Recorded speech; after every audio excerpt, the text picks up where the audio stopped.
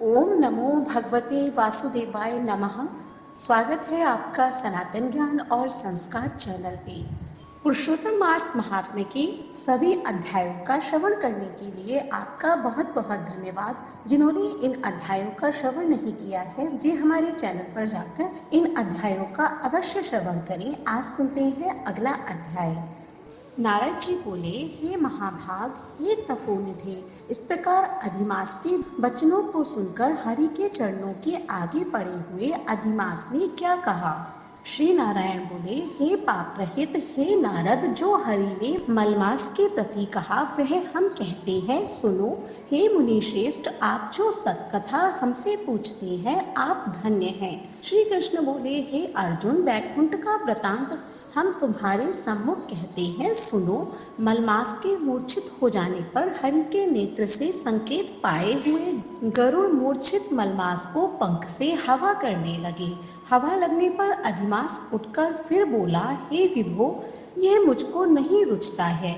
अधिमास बोला, हे जगत को उत्पन्न करने वाले, हे विष्णु, हे जगतपते, मेरी रक्षा करो, रक्षा करो। हे नाथ, मुझ शरण आए कि आप कैसे उपेक्षा कर रहे हैं। इस प्रकार कहकर कांपते हुए घड़ी घड़ी विलाप करते हुए अधिमास से वैकुंठ में रहने वाले ऋषिकेश हरि बोले, उठो उठो, तुम्हारा कल्याण हो। हे वत्स, विषाद मत करो। हे निरीश्वर, तुम्हारा दुख मुझको दूर होता नहीं ज्ञात होता है।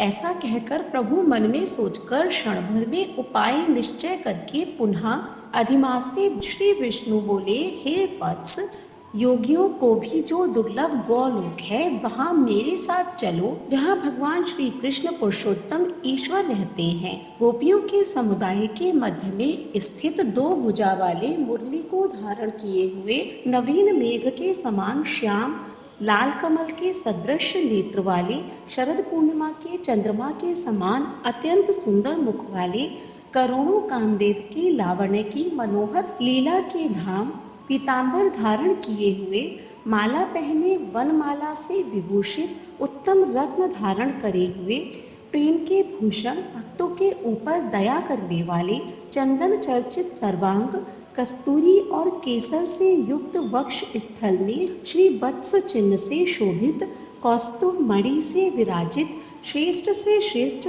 रत्नों के सार से रचित किरीट वाले, कुंडलों से प्रकाशमान, रत्नोल के सिंहासन पर बैठे हुए, पार्षदों से घिरे हुए, जो हैं वही पुराण पुरुषोत्तम पर ब्रह्म है। वे सर्वतंत्र स्वतंत्र हैं, ब्रह्मांड के बीच सबके आधार, परे से भी परे, निस्पृह निर्विकार परिपूर्णतम प्रभु, माया से परे, सर्वशक्ति संपन्न, गुण रहित, नित्य शरीरी। ऐसे प्रभु जिस गौलोक में रहते हो वहाँ हम दोनों चलते हैं, वहाँ श्री कृष्ण चंद्र तुम्हारा दुख दूर करेंगे।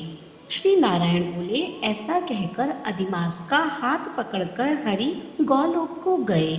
हे मुनि, जहाँ पहले के प्रलय के समान में वे अज्ञान रूप महा अंधकार को दूर करने वाले, ज्ञान रूप मार्ग को दिखाने वाले केवल ज्योति स्वरूप थे, जो ज्योति करोड़ों सूर्यों के समान प्रभा वाली, नित्य, असंख्य और विश्वप की कारण थी, तथा उन स्वेच्छा में विभु की ही वह अतिरेक की चरम सीमा को प्राप्त थी, जिस ज्योति के अंदर ही मनोहर तीन लोक विराजित हैं। हे मुने, उसके ऊपर अविनाशी ब्रह्म की तरह गौलोक विराजित है। 3 करोड़ योजन का चौतरफा जिसका विस्तार है और मंडलाकार जिसकी आकृति है, लहलहाता हुआ साक्षात मूर्तिमान तेज का स्वरूप है, जिसकी भूमि रत्नमय है, योगियों द्वारा स्वप्न में भी जो अदृश्य है, परंतु जो विष्णु के भक्तों से गम्य और दृश्य है, ईश्वर ने योग द्वारा जिसे धारण कर रखा है, ऐसा उत्तम लोक अंतरिक्ष में स्थित है।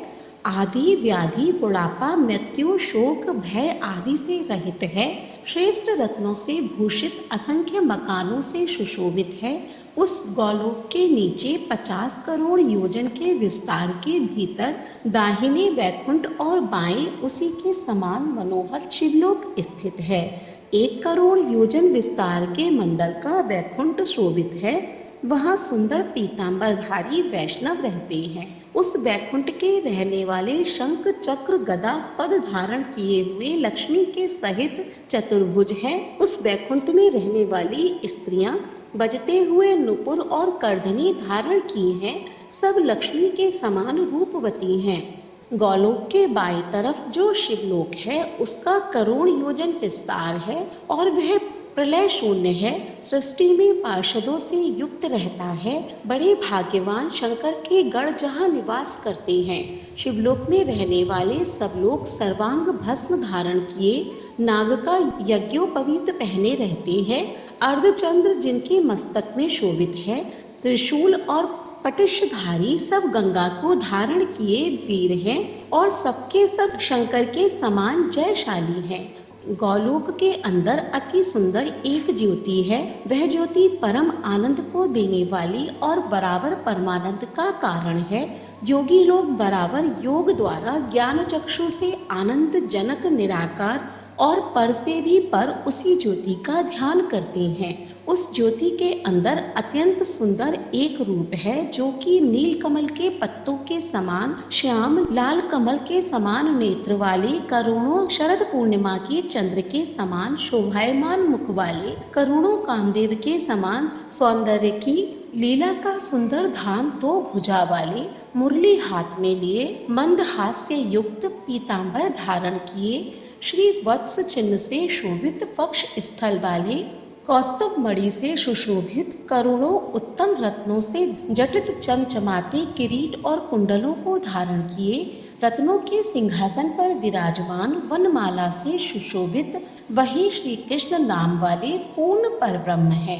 अपनी इच्छा से ही संसार को नचाने वाले, सबके मूल कारण, सबके आधार, पर से भी परे, छोटी अवस्था वाले, निरंतर गोपवेश को धारण किए हुए, करोड़ों पूर्ण चंद्रमा की शोभा से संयुक्त, भक्तों के ऊपर दया करने वाले, निस्पृह विकार रहित परिपूर्णतम स्वामी, रास मंडप के बीच में बैठे हुए शांत स्वरूप रास के स्वामी, मंगल स्वरूप मंगल करने के योग्य, समस्त मंगलों के मंगल, परमानंद के राजा, सत्यरूप, कभी भी नाश न होने वाले विकार रहित, समस्त सिद्धों के स्वामी, संपूर्ण सिद्धि के स्वरूप, अशेष सिद्धियों के दाता, माया से रहित, ईश्वर गुण रहित, नित्य शरीरी, आदि पुरुष, अव्यक्त, अनेक हैं नाम जिनके, अनेकों द्वारा स्तुति किए जाने वाले, नित्य स्वतंत्र,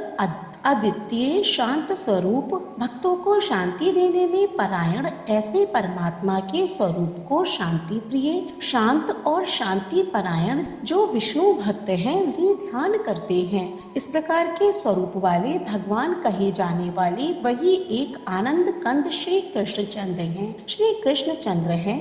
श्री नारायण बोले, ऐसा कहकर भगवान सतत्व स्वरूप विष्णु अधिमास को साथ लेकर शीघ्र ही पर ब्रह्म युक्त गौलोक में पहुँचे।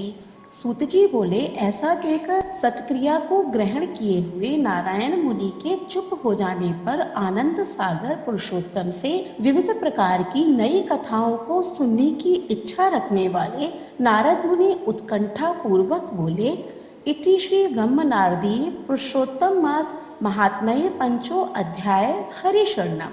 जय जय श्री राधे। अगले अध्याय का श्रवण करने के लिए हमारे चैनल को सब्सक्राइब करें।